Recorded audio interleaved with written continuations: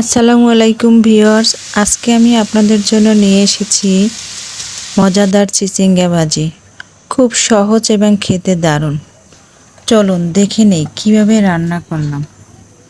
প্রথমে কড়াইটাকে গরম করে নিয়ে পেঁয়াজ কাঁচামরিচ দিয়ে নিলাম। এরপর একটু ভেজে, বেশি লাল করি নেই, মোটামুটি একটু ভেজে পরে আমি চিচিঙ্গাগুলো দিয়ে দিলাম।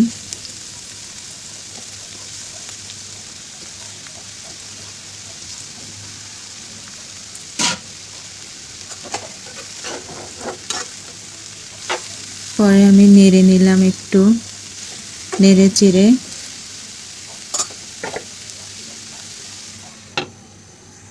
ঢেকে দিলাম।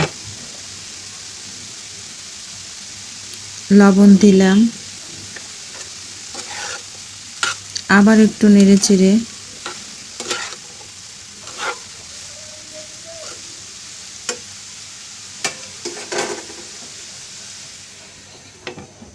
ঢেকে দিব।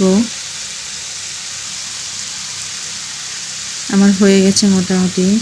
এখন একটা ম্যাগি মশলা দিয়ে নিলাম।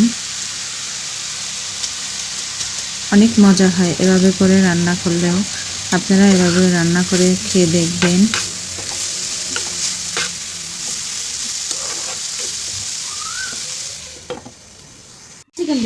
ভিডিওটি ভালো লাগলে লাইক, কমেন্টস আর সাবস্ক্রাইব করতে ভুলবেন না।